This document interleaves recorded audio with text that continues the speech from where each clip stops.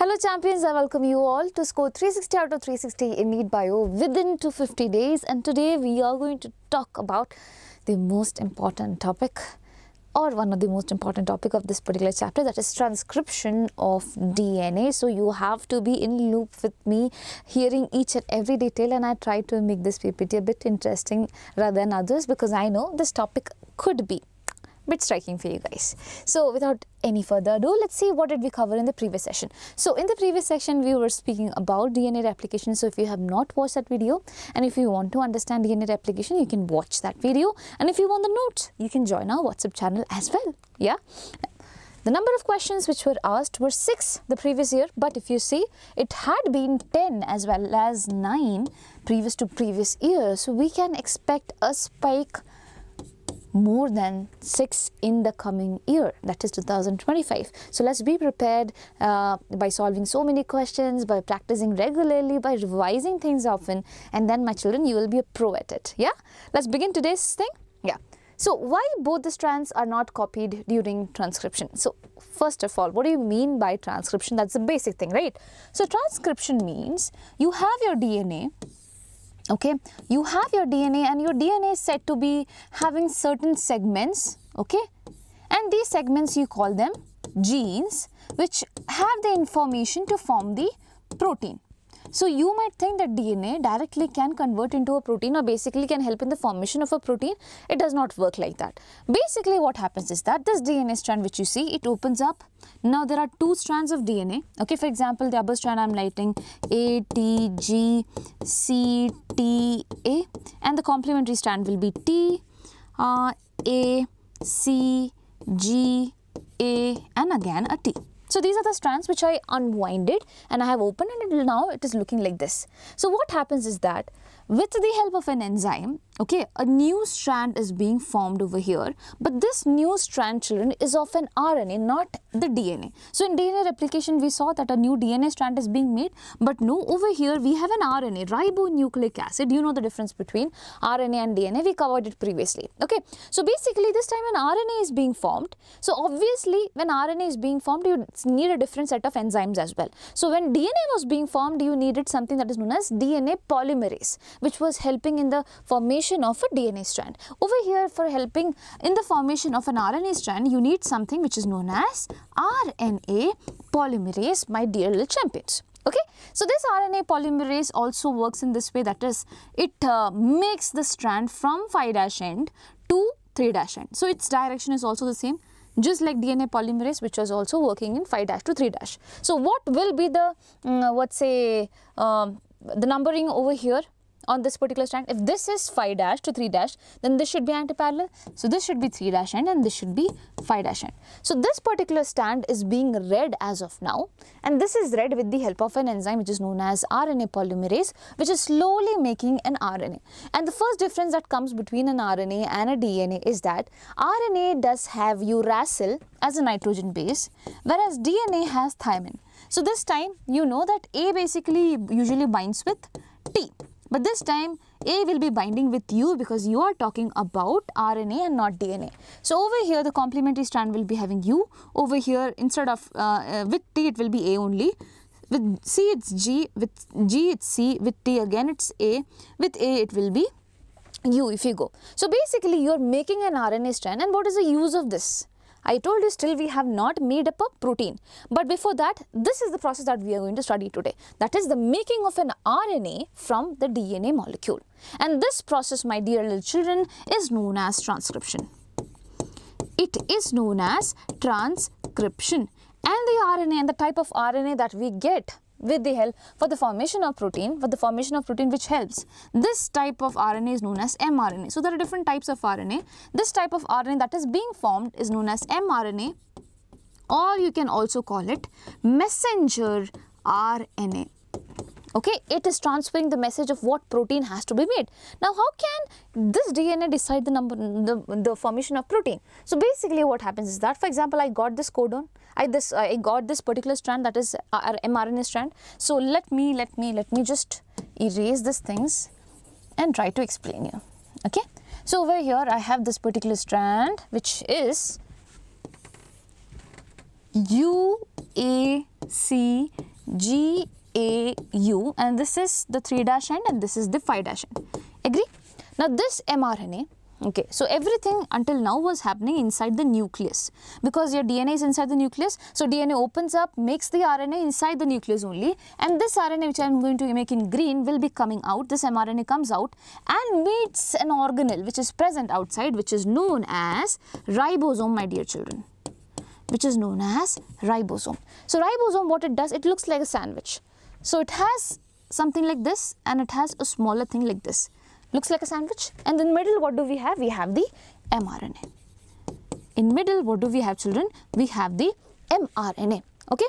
So now what happens? There will be so many RNA which is responsible for the formation of ribosome also. That type of RNA is different. You will learn about it, but still I am telling you. It is known as rRNA. So ribosomal RNA is the one that makes the ribosome itself.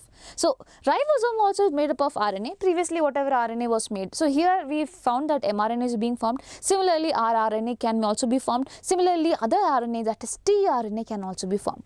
So I am going to explain you about tRNA also now only, okay, because it will be helpful. So now tRNA is also there, which what does it do? tRNA comes in searching for what? tRNA, basically you can remember like that. tRNA is a molecule which has one amino acid at its one end and it has 3 set of codons at its lower end. Okay, so you can imagine I am a tRNA and tRNA will be having one amino acid at one end and it will be having a codon towards downwards. So it will almost look like this. You can think like that. Okay, so it has a codon over here. It will be having certain letters and it will be having one amino acid at the top. Okay. So basically the tRNA comes, okay, the tRNA comes and it reads, okay, for example, a tRNA with a code that is UGC has come, okay, UGC has come. It saw that there is a code like this and I can attach to this, okay, wait, not UGC, I will make it easier for you, not UGC, let's say it is A, U and G. Okay, the complementary strand of it has come. The tRNA was like, okay, I have the complementary codon of this, I can come over here and this one will be having its associated amino acid also. This will be different. So different codon association will be having different amino acid. Similarly, there will be another tRNA which will be coming and reading the next 3 things and it will give rise to another amino acid. Later these amino acids, they come together and help in the formation of protein. So this is the whole step where you first transcribe all the information which is there in the DNA in the form of an RNA which is known as mRNA, and this mRNA go get sandwiched in between the ribosome outside the nucleus. Okay, outside the nucleus. I am talking about eukaryotes. For eukaryotes, since they have a nucleus, so everything that happens in the nucleus has to get outside the nucleus and get sandwiched between the ribosomes which are there. Now the ribosomes has specific unit for the mRNA to come and bind, and also for the tRNA. What is this type of RNA, children, that you see over here? This type of RNA, it is known as tRNA, which is transfer RNA. Okay, so they are transferring what, children? They are transferring amino acids, because amino acids are going to be the one that forms the what? That forms the, tell me, proteins, right? So over here, UAC are codon, and the one that is complementary to this codon will be known as anticodon, and anticodons will be there on the tRNA. You will talk about it when we study about translation, because this process is known as translation, where you are making a protein. I just wanted to give you a hint. So I also taught you one more thing over here, the previous information, that basically you can have 3 types of RNA, one that carries message, okay, one that helps in the formation of ribosome, and one that helps in the transfer of amino acid as well. Cool. Now, why both the strands are not copied during transcription? Now you might understand things better. Now here they are asking you, why this and this strand, both of them, why are they not getting copied to form the RNAs? So this is getting copied, it is going from 5 to 3 direction. But what about this strand? Why is it not getting copied? Now you think, if it is getting copied, then here instead of T it will be having A, here A will be binding with the U, and here G will be binding with C, here C will be binding with G, and over here A will be binding with U. So basically, don't you think that these 2 strands are complement to each other now? These 2 RNA strands that you see over here, don't you think that they are complement to each other now? So they can form double-stranded RNA. If they form double-stranded RNA, will they be able to do this particular process? No, children.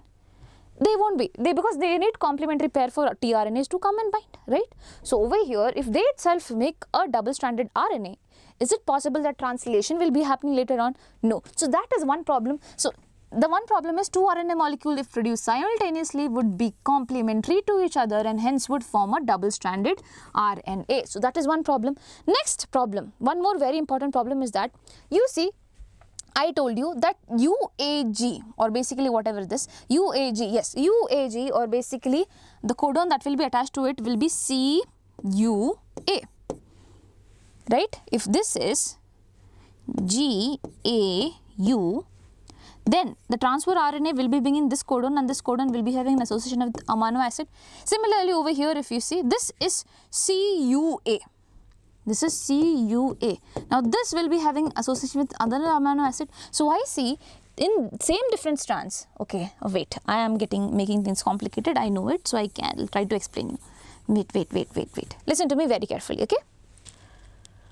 Suppose this strand got transcribed and now you have this code, that is GAU. Agree? GAU will be responsible for some codon. GAU will be having a matching anticodon over here and with a matching amino acid. So this will be coding for an amino acid. Similarly, if you see CUA, CUA is another codon, it will be having another anticodon and that will be giving rise to another amino acid. So you see, there will be so many different types of amino acids formed from this these particular things, and if amino acids, if they are different, obviously the protein that will be made will also be different. But do we want them? No, we do not want them. We just want one strand. We just want one strand because we just want this protein to be made. That's all. We do not want the lower strand to be copied because we do not want that protein to be made. As simple as that. To make it complicated. So if both strands act as a template, they would code for RNA molecule with different sequences, yes, and these different sequences will give rise to what? Different proteins. And do we need these different proteins, children? No, we do not need these different proteins. As of now, we are just happy with what we have. Okay, so basically first problem is this only, that obviously if both the strands are acting as a template, you will get new RNA copies, and these RNA things that will be made will be giving rise to different amount of proteins or different type of proteins. So that is also a problem. Okay, now the second thing is that 2 RNA molecules, if they are produced, obviously they will form a double helix, and if that is happening, do you think the next process, that is translation, could happen? No, it would not be happening. Okay, so I hope you got this, why both the strands are not getting copied during transcription. Fine. Now next thing. So you know there is only one strand that is going to get copied and the other strand is not going to get copied. Now over here, the one strand that is going to get copied, you have to remember the name. Okay, what will it be known as? This will be known as, children, template strand.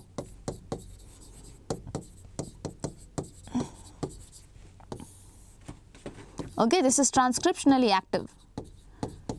Transcriptionally active. Here transcription will be definitely taking place. On the other hand, the strand onto which transcription is not happening, this is known as coding strand. What do you call this? You call this coding strand, where transcription is not, I'm writing not in blondes, okay, happening. Now, assuming that here transcription is happening, okay, I call the whole structure as a transcription unit. So what does a transcription unit consist of? First thing that it consists of is a promoter sequence. So there will be a sequence which will be known as promoter sequence, that you can see over here. Then at the end there will be terminator sequence, and whatever comes in middle, it is known as the structural gene. Okay, it is known as structural gene. So how many parts do we have? We have the first part, which is the promoter. Okay, the last part, which is the terminator, and the middle part, which is known as the structural gene, which will be responsible for the formation of what? Protein, which will be the actual one responsible for the formation of protein. Now if promoter is not there, things won't be taking place, because promoter provides a site for the binding of RNA polymerase. So' is where the RNA polymerase, the enzyme, will be coming and binding. Okay, that is one thing. Second thing, located at the 5' end upstream of the okay, it's stream, okay, upstream of the structural gene. So basically, when I say where is promoter located, I usually take reference of coding strand. I usually take reference of coding strand. It's not me, it's your NCERT textbook and whole world, okay.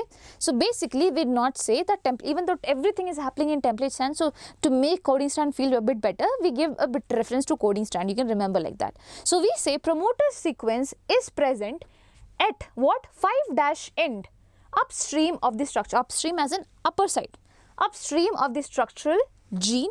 And here you are taking coding strand of a reference, okay. Over here you see that this is the area, but you do not say 3' end of template strand. Instead you say 5' end of the coding strand. Similarly over here, terminator also you will be saying it is present at the 3' end of the coding strand. So both the places you are giving reference to what, children?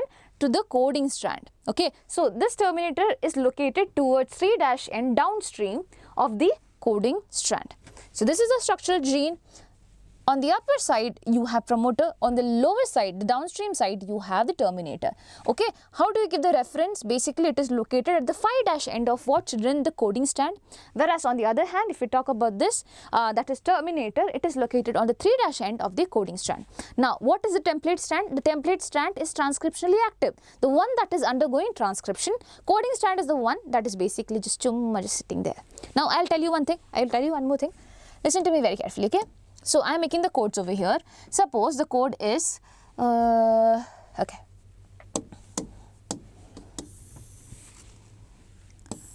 This is the DNA, okay? And the code is A, T, G, C, T, A. Fine.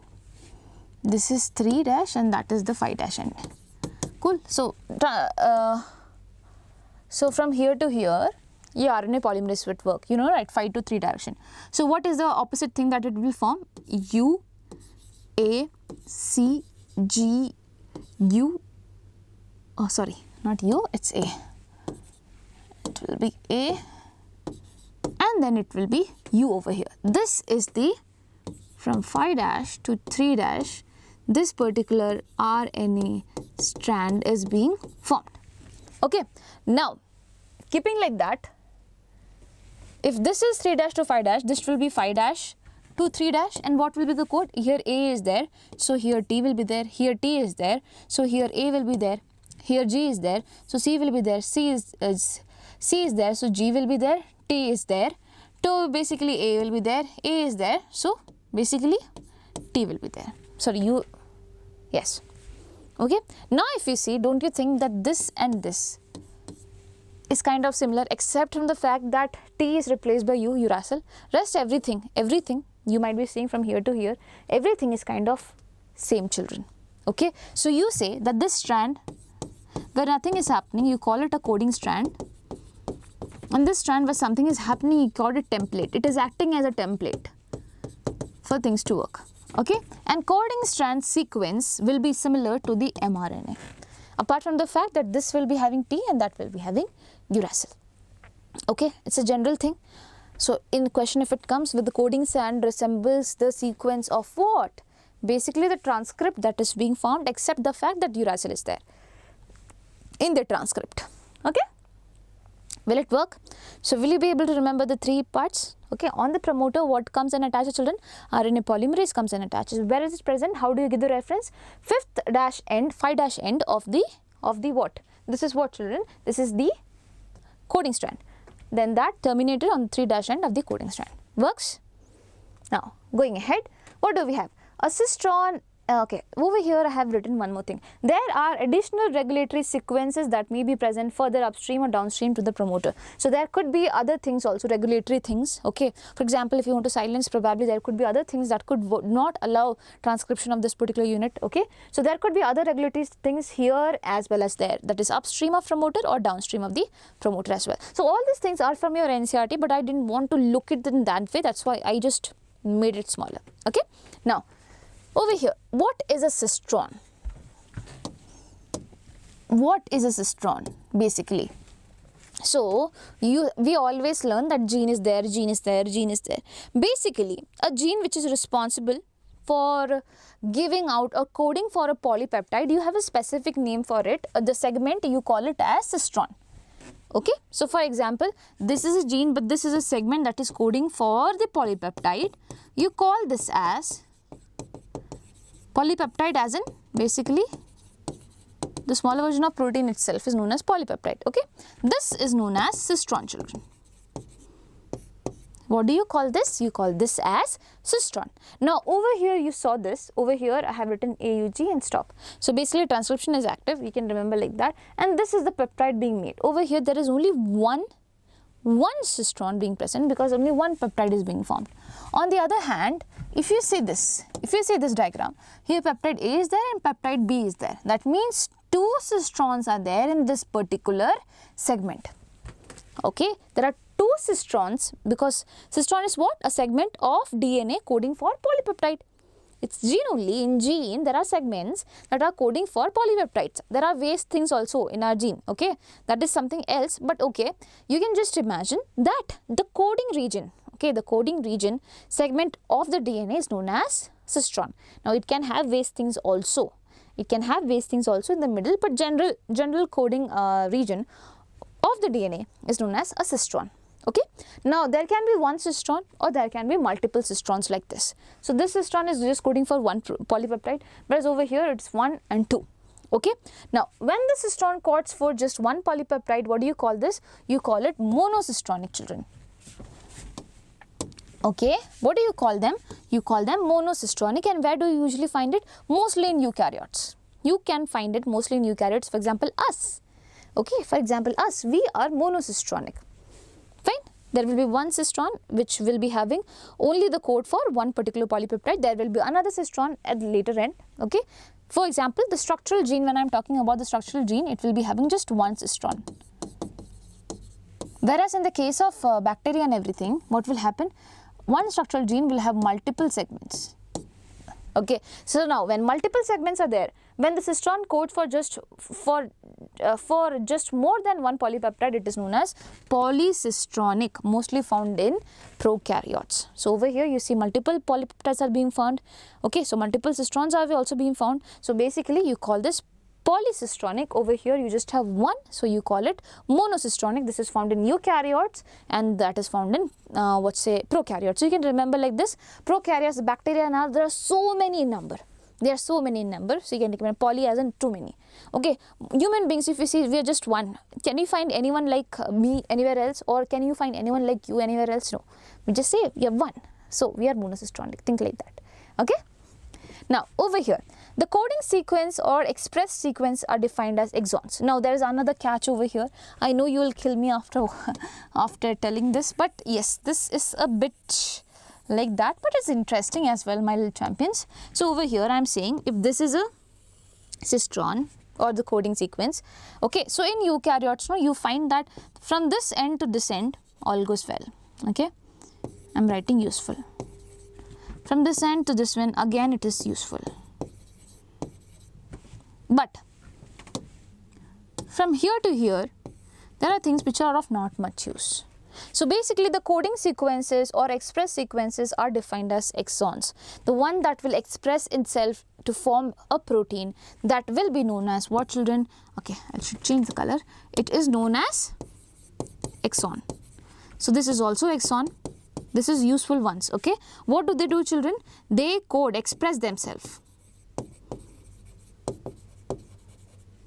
They will express themselves and help in the formation of proteins. Whereas on the other hand, if you see this particular region that you see over here, okay, they are not expressing anything, they are just there. Okay, they are just intervening in between. Okay, so they are known as introns. Introns or intervening sequences do not appear in mature or processed RNA. So basically what happens when you form the RNA, okay, so there is DNA, DNA forms the RNA as well. So you think that directly you get mRNA, then you are wrong. It's not like that. Even though we teach like that, but it's not like that. In between also you get something else, and that something else is refined, cut, peat and things like that happens, and then that's what you get as mRNA. So as of now, before nothing happens, before the processing happens, the RNA also will be having the intron. Okay, and you call this type of RNA which has the intron and everything as hnRNA. You will be studying about it. Okay, this hnRNA will undergo processing. will undergo certain changes, and lastly it forms the mature RNA, which is known as mRNA. Okay, so we directly copied DNA to RNA, and then we found that this is a case where useful stuff is also there, unuseful stuff is also there. All of them basically, when they come together, they will be probably giving rise to what? A single protein itself. Single protein itself, that is there. But in between you get certain unwanted stuff, you call them as introns. Does the intron express themselves in mature or processed mRNA, children? No, children, because in mature or processed mRNA, what is happening, basically everything that is not useful is being removed. This thing is being removed. Okay, but on the other hand, when I talk about them, that is prokaryotes, they mostly do not have introns and stuff like that to be removed. Okay, they are polycistronic. If you can remember, that will be much more than great. Okay, and they are monocistronic, but in the monocistron also you have so many wanted things and unwanted things. The ones that express themselves are known as exons. The ones that do not express themselves are known as introns, children. Introns are also known as intervening sequences. You do not find it in the mature or processed RNA. Okay, and what is cistron? Cistron is a segment of DNA coding for a polypeptide. Done? Easy, no? Now it's a little interesting. Okay, now the different types of RNA. So as of now, what all did we cover? Okay, we covered why both the strands are not getting transcribed. Cool, because we know it can form double helix and it will form n number of proteins which we do not even want, and different proteins. Okay, and then we studied about the structure of the transcription unit, where the transcription is actually taking place. It has promoter, it has a structural gene and a terminator. Okay, so this strand where everything is happening, you call it as template strand. Where nothing is happening, it is known as coding strand. Okay, and if you are asked where is the promoter located, you say with reference to coding strand, it is present at the 5' end. Our terminator 3' end. Okay, then we studied about cistrons. So in the structural gene that is there, it can be monocistronic or it can be polycistronic. If it is monocistronic, mostly it is in there in eukaryotes. It just forms one polypeptide. Now monocistronic things have a catch. They have both exons and introns. Okay, introns have to be removed to form a mature mRNA. Okay, whereas when you talk about polycistronic, the one particular strand will be giving rise to multiple proteins. Cool, and this is found in mostly prokaryotes. Works. And now we are talking about different types of RNA, then we will talk about RNA polymerase, and then we will start with the process of transcription. Okay, so everything is given in your NCERT. Nothing is that I am putting over here. It's just for your understanding according to what questions have come. Okay, so mRNA, you know, it's used for transferring the information from the DNA. I already taught you. So if this is a DNA, you get a new strand being formed over here. Okay, this will be an mRNA strand. mRNA stands for messenger RNA. In what direction is the RNA being formed? If this is 3' to 5', then the RNA will be formed in 5' to 3' end with the help of something that is known as RNA polymerase. So whatever information is in there will be transferred over here as well. Okay, now talking about tRNA, tRNA is the one that carries the amino acid. So tRNA generally looks like this. Over here it has the anticodon, for example AUG. For example, AUG, I will just change the color. I think it won't be visible. Yeah. So it's A, U and G. Okay. If this is AUG, then towards one end, it will be having one amino acid responding to this AUG, and this particular tRNA will go and bind to region that has UAC. So mRNA, if it has UAC, this particular tRNA having an anticodon that is AUG will come and attach over it and pass the amino acid. Similarly, different codes will come, attach, give the amino acid, and the chain of polypeptide is being formed. Now rRNA is known as ribosomal RNA. rRNA stands for ribosomal RNA. It helps in the formation of ribosomes, and as I already told you, ribosomes are the one in between which this particular mRNA comes, okay, and onto which basically this has sites for tRNA binding. Okay, so basically here the tRNA will come and bind and will read it slowly, whatever information is there. So ribosomes are made up of rRNA. You have tRNA, you have mRNA, everything is there. Everything is made with the help of our DNA itself. Our DNA itself is responsible for formation of all these things, children. Okay, so don't think it's something else that forms them. It's just our DNA, the information that is stored in our DNA, that helps in the formation of all those things. Okay, now a bit about RNA polymerase, because RNA polymerase, as I said, is the enzyme that we need for transcription, just like how we were needing DNA polymerase for the process of DNA replication. Okay, so there is single DNA dependent RNA polymerase that catalyzes transcription of all types of RNA in bacteria.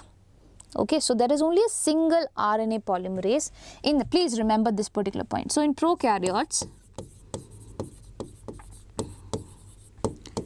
single RNA polymerase is there. Single RNA polymerase is there, which will be giving rise to all type of RNAs.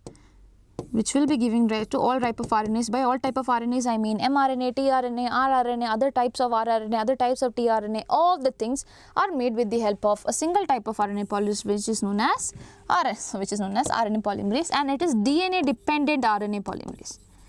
DNA dependent RNA polymerase. Ma'am, what do you mean by that?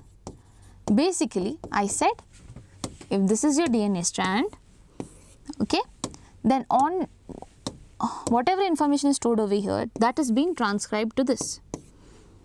On whatever information is stored over here is transcribed to this. So isn't it dependent on the DNA? This is the DNA. So obviously it is dependent on the DNA for the formation of this particular thing, right? So you call it DNA dependent RNA polymerase. Okay.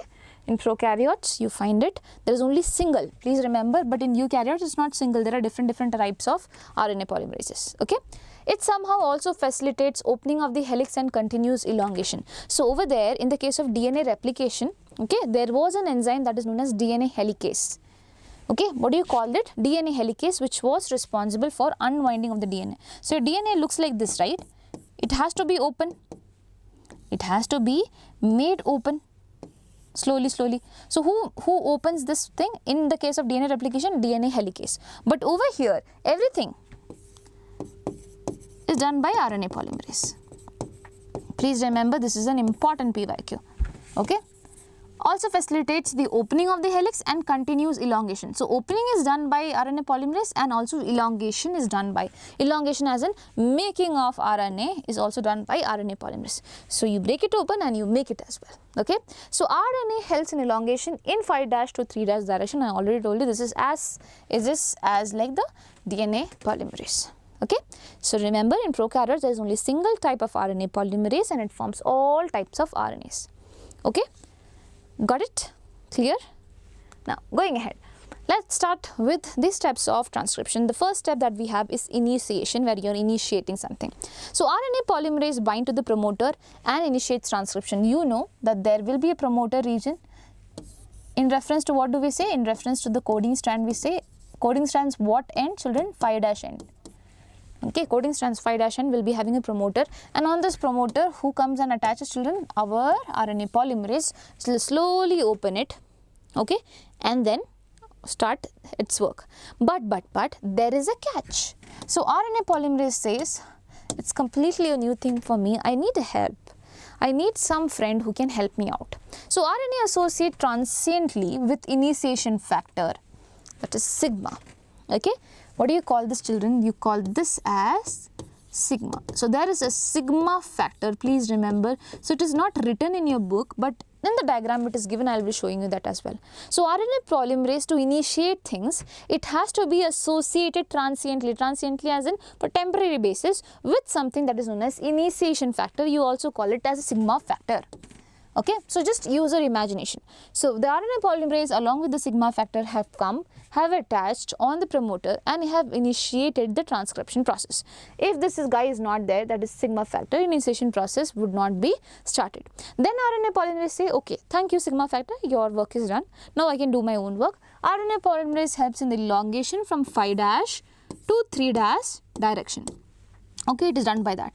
But later on, again, RNA polymerase feels like, okay, it's going to end. I'm kind of very scared. How can I end it alone?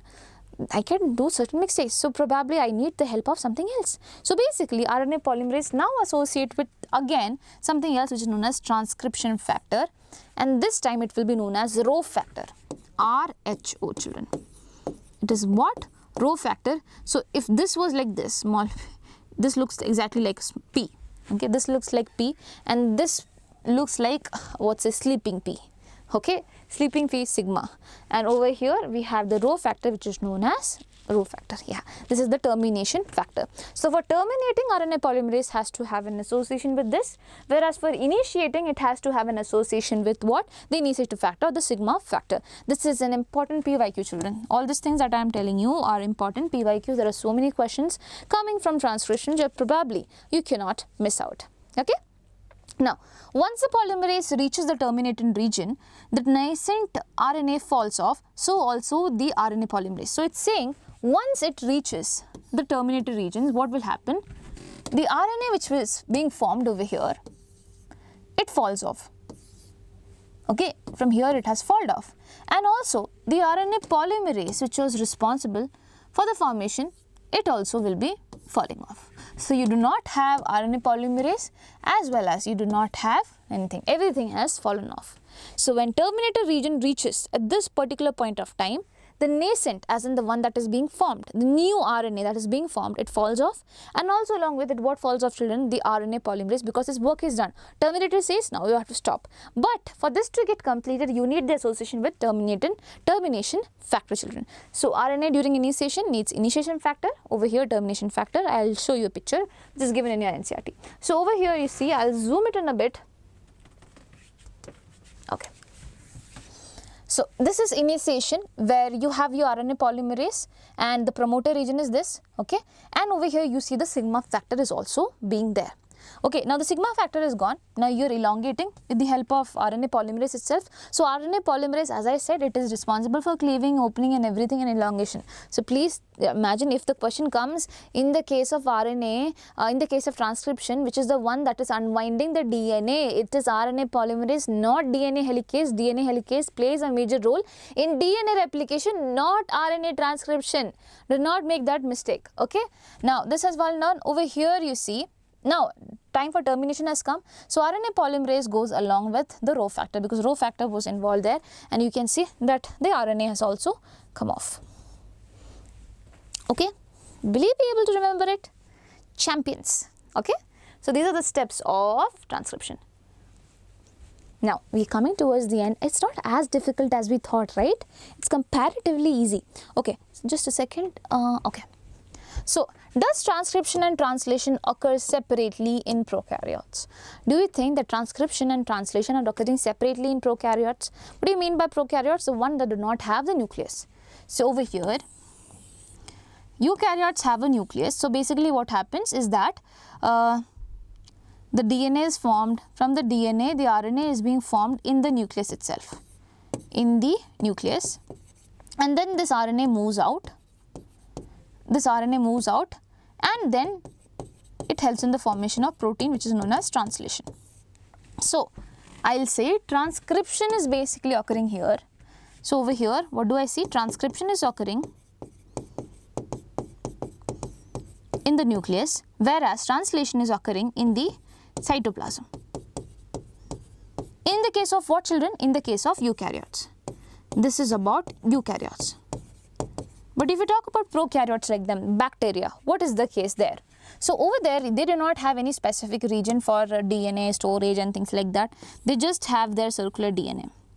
Okay, they just have their circular DNA, which if it forms the RNA, okay, suppose it forms the RNA, this, can you see it? No. It forms the RNA, this RNA while being formed itself, it is undergoing translation. So, over here you have to wait for transcription to end and then translation to begin. So, this is first step, this is second step. But over here if you see, while this process is happening, okay, while transcription is happening, at the same point, translation can also happen. At the same point, translation can also happen simultaneously.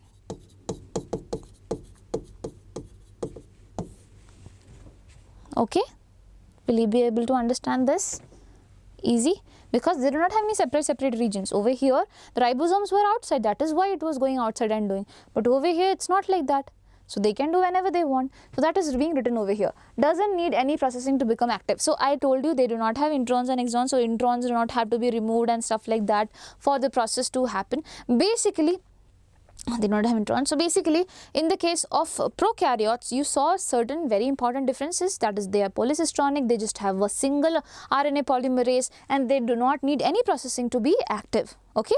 But over here, one more thing, transcription and translation are taking place in the same compartment itself, that is in the cell body itself, nowhere else. So that is also difference. Now many times the translation can begin much before the RNA is fully transcribed. So it does not even wait for the transcription to get completed. Before that only the ribosomes can come and attach and start the translation from the other end. Okay, from where the transcription has already been done. Hence we can say that translation and transcription is coupled. It can be coupled in the case of prokaryotes. Please, it's an important term. Coupled as when it can be together. Coupled as in it can be together. Okay.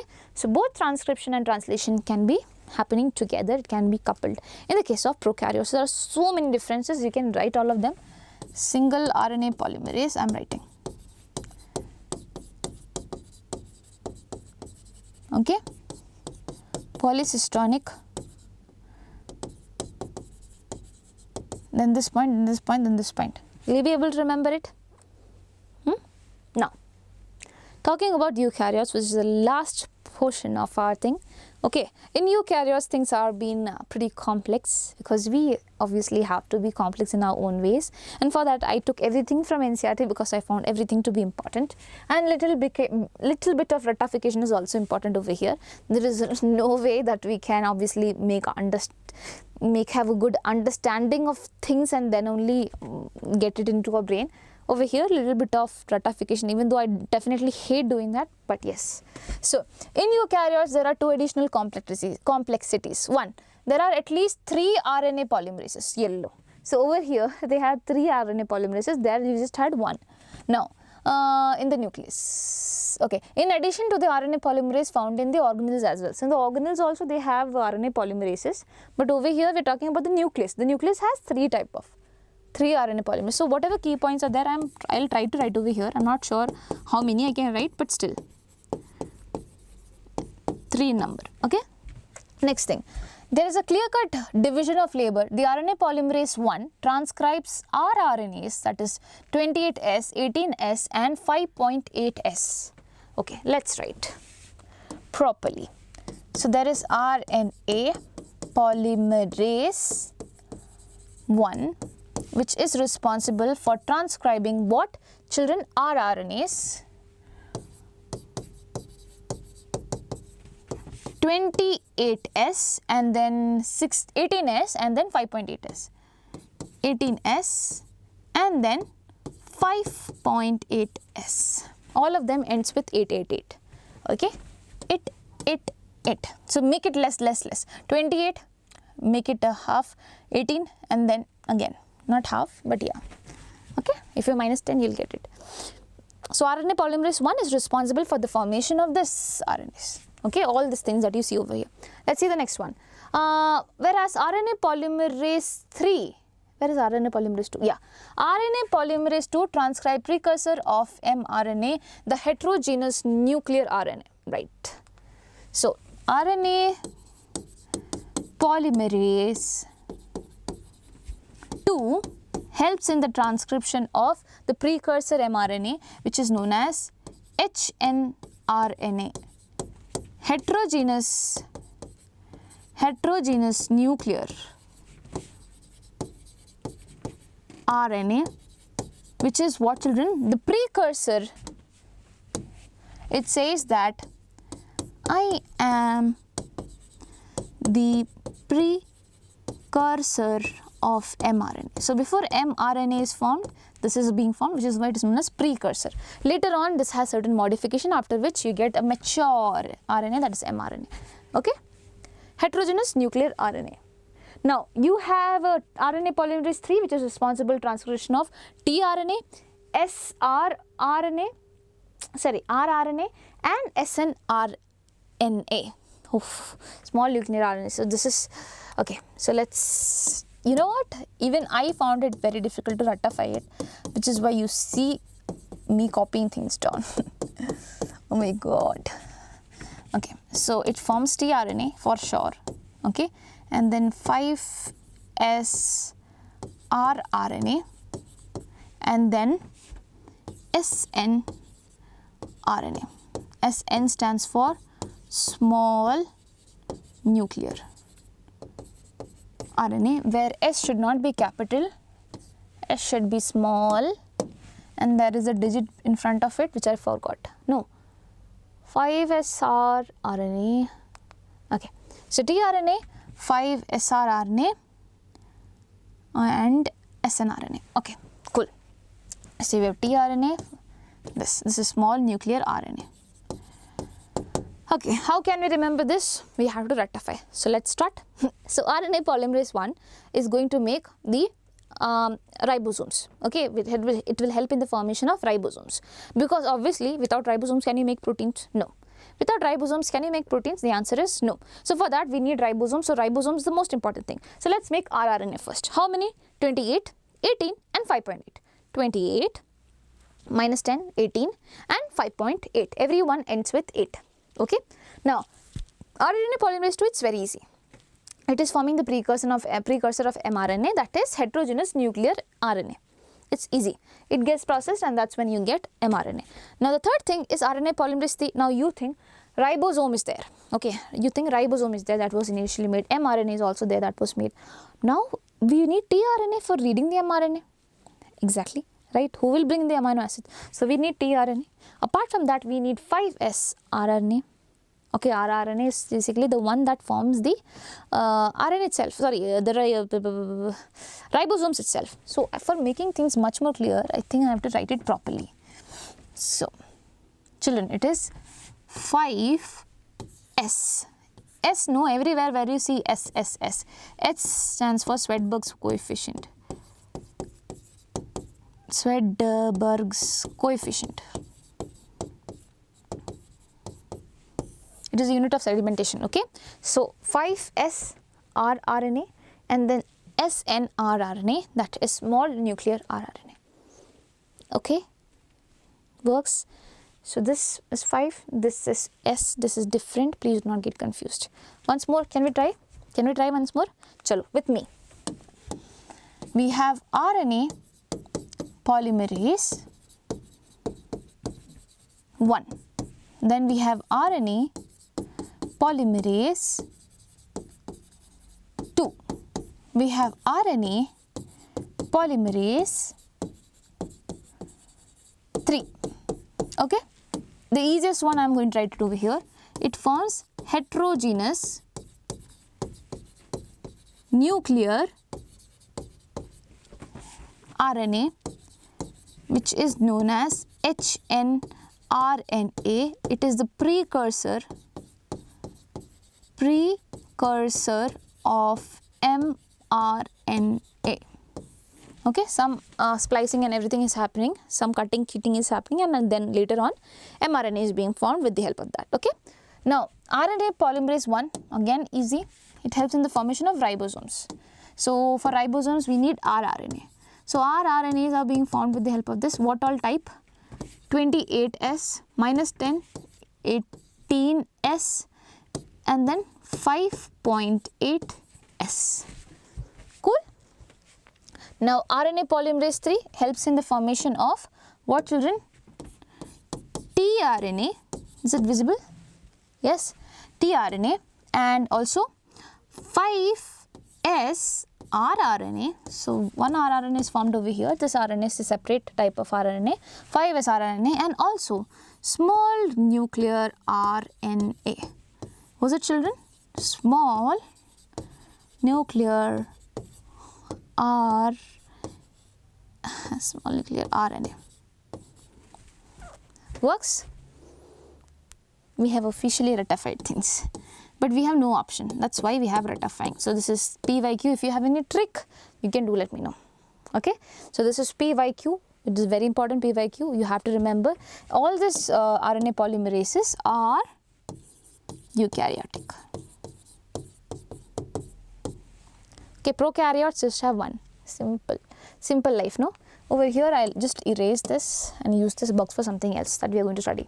Now, the second complexity is that, okay, why it is so complex? Transcription is complex because of these things. We have different RNA, polymerase, and now, second complexity is that the primary transcripts contain both the exons and the introns and are non-functional. Obviously, when I made the RNA, I just copied the DNA and now it will obviously contain the exon and the intron because eukaryotes have it. Now, hence, it is subjected to a process called splicing, where introns are removed and exons are joined in a defined order. Okay. First thing, let's do that is known as splicing. In splicing, what happens? So, basically, just this is in this and this is exon and this one is suppose intron. This is exon, the one that codes, okay? Intron, the intervening one. Now, after splicing, what has happened, children? After splicing, is just the exon, so I make star on it. The glossy version of exon, where the intron is being, basically, it is being cut. So, I know my drawing could be terrible. It does not look like a scissor, but yes, it is being cut over here, it is being cut over here as well, and it's being removed, and this process is known as splicing. Okay. Second thing, that's not over. Second thing, hnRNA undergoes additional processing called as capping and tailing. In capping, an unusual nucleotide known as methyl guanosine triphosphate is added to the 5' end of the hnRNA. Okay, chalo. Next thing, capping.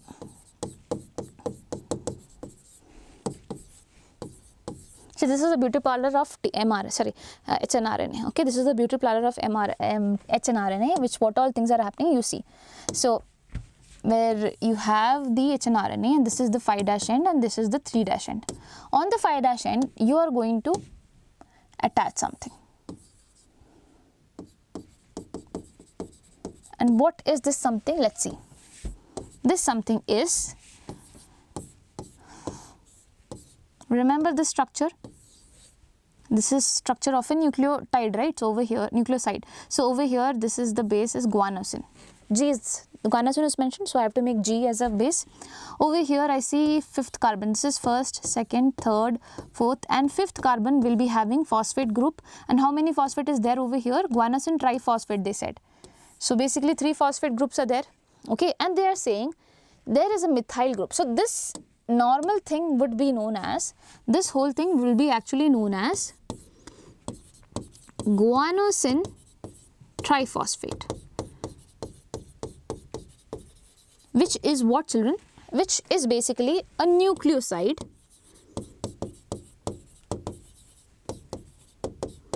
triphosphate. Okay, guanosine triphosphate, as in this whole thing is a nucleoside. When sugar and nitrogen base is there, you call it as a nucleoside, and then when phosphate comes, you call it triphosphate. Okay, you call it actually nucleotide, but here 3 phosphates are there, so you call it nucleoside triphosphate. You didn't call it nucleotide, instead you called it nucleoside triphosphate. Okay, now what is happening? This was normal. This was a normal case. This is how the DNA and everything is made. But over here, they have added on the 5th position of guanosine, they have added methyl. They have added methyl. So, now it is what? 5-methyl guanosine triphosphate. So, this structure that you see is 5-methyl guanosine triphosphate. This is known as capping.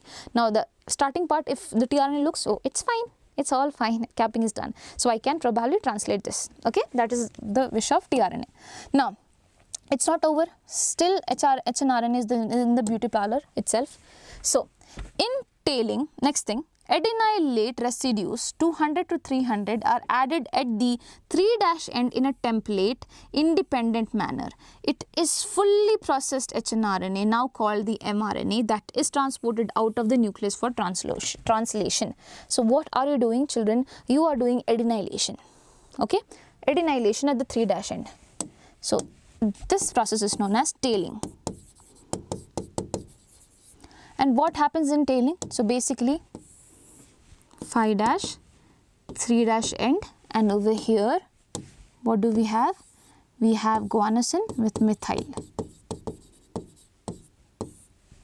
Okay, and on the 3' end, what are you putting? You are putting A. Okay, you are adenylating. Adenylating adds in, you are adding more amount of adenosine over here. You are adding more amount of adenosine here. How many? 200 to 300. Okay, and this is known as polyadenylation. Poly as in more than one. Polyadenylation. Now if you see, everything is good to go. This particular fully processed thing is known as mRNA, which can now move out of the nucleus and go into the cytoplasm. Okay, so what all things are being done, children? Over here, the first thing that is done is splicing, where I am removing the intron. Okay, now capping is being done. Capping is basically when I am putting a sugar, a nucleoside, 5-methyl guanosine triphosphate over here. Okay, please remember 5-methyl guanosine triphosphate, that is known as capping. And at the end, I am putting too many amount of adenosine.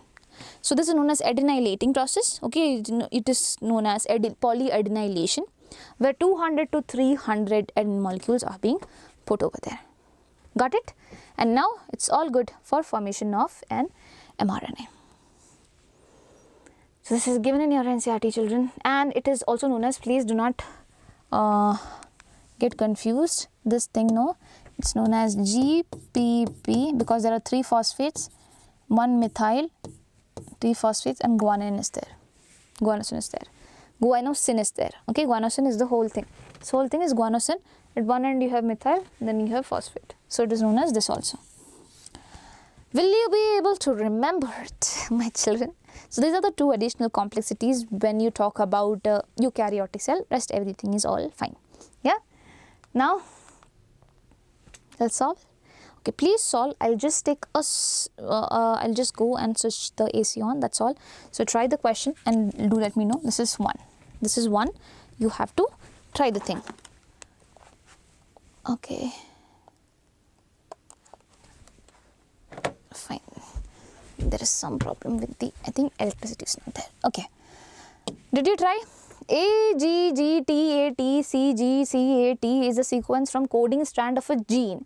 What will be the corresponding sequence of the transcribed mRNA? Please be very careful while reading this question. I messed it up. I messed it up initially, so I know, okay?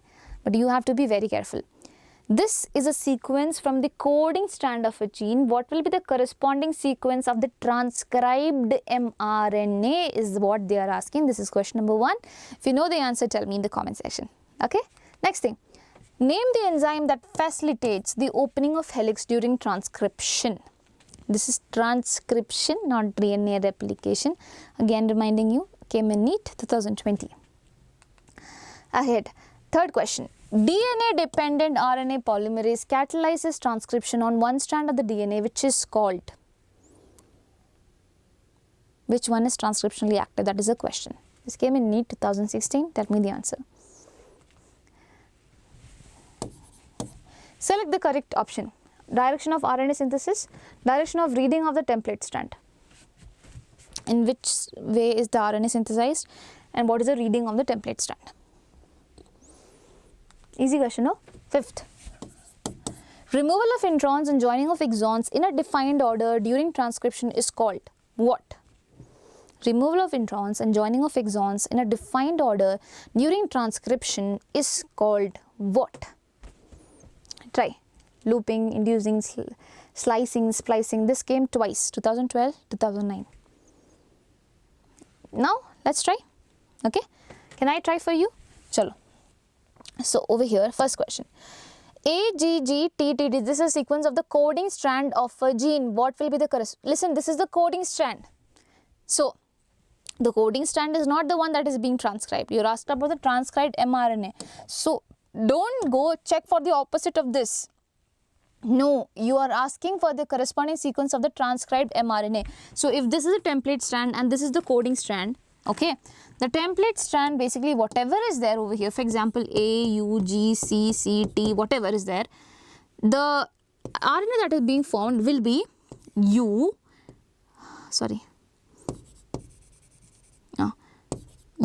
A, C, G, G, A, right? This is the RNA strand that will be formed. And over here I told you coding strand resembles this thing only. So over here instead of T it will be U, but everything else will be same only, children. Everything else will be same only. U. Right? So they are asking you, they gave you this thing. And now they are asking you what is the code of the mRNA transcript, right? What is the sequence of the transcribed mRNA? You are asked about this. So it will be obviously similar to this. Please do not do the opposite of this. Do not go and replicate this and see what will be the thing. It's not like that. Okay, don't do the opposite of this. Just see, if coding strand is this, then the mRNA strand will also be something like this. You just have to, wherever T is there, you have to make it U. So you see here A, G, G is there. So it should be like this only, A, G, G. But instead of T, what do you need? You need U, right? This is an RNA. Similarly, A is there, again U will be coming, C, G, C, A, U. This is the correct one. This is exactly like the coding strand, but instead of T in the coding strand, you have replaced with U. Okay. If you were asked that this is a sequence of the template gene and you are asked for the transcribed mRNA, then the template gene you have to convert, you have to make the complementary and see. But over here, you do not need to do that. Either coding strand is given over here and you are asked to find the mRNA transcript. So it will be same. It will be same. Instead of T, you have to make it U. Okay, now name the enzyme that facilitates opening of DNA helix during transcription. As I always told you, it will be what, children? The enzyme that helps in the opening of DNA helix during transcription will be RNA polymerase itself. RNA polymerase is self-capable of doing this. It's not like DNA polymerase, okay? So RNA polymerase helps in transcription by doing the helicase activity, everything it does, okay? Now, DNA-dependent RNA polymerase catalyzes transcription on one strand of DNA, which is called. So where does it do the transcription? What do you call this particular strand as? What do you call this particular strand as? Where it is doing the transcription, you call this as template strand. What do you call this strand as? You call it coding strand.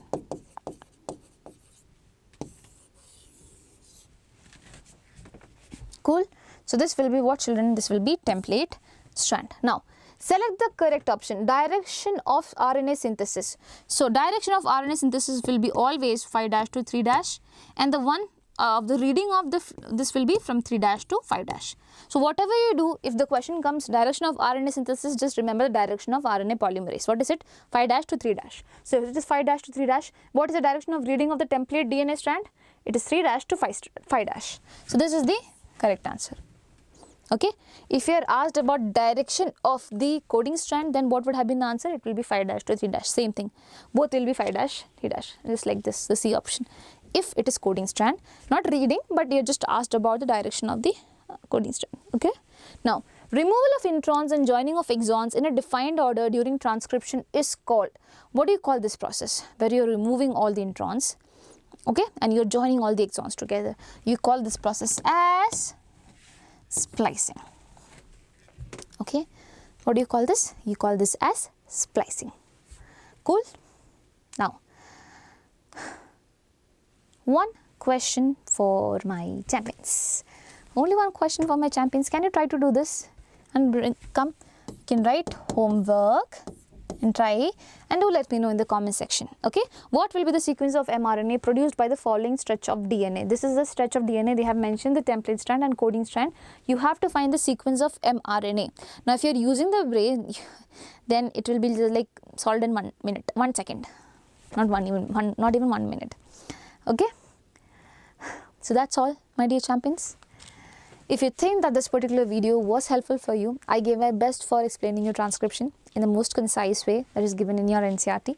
And if you think it was useful, then do not forget to subscribe to the channel and also put down the comments. It means a lot to me while I read it. And also if you didn't understand and you still have doubts, do let me know. I'll solve it for you. Okay? So that's all, my champions. I wish you have a really, really good day and bye-bye. Take care.